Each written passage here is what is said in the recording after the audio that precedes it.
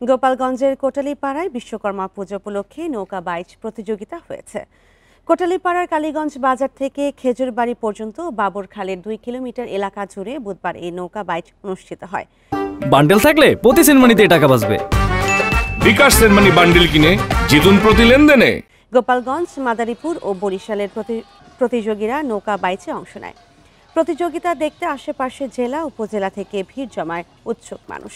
এই সময় খালে দুই পাশে তৈরি হয় উৎসবের আমেজ। গ্রাম বাংলার ঐতিহ্য ধরে রাখতে এমন আয়োজন বলে জানায় আয়োজকরা।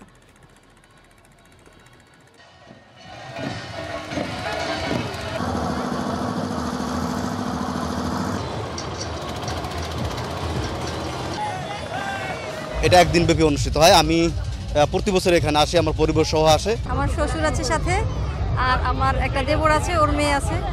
আমরা খুব এনজয় করতেছি। আমি আসছি মাদারীপুর, ডাসার উপর তালা থেকে, অনেক দূর থেকে আসছি, প্রতি বছর আসি, অনেক ভালো লাগে।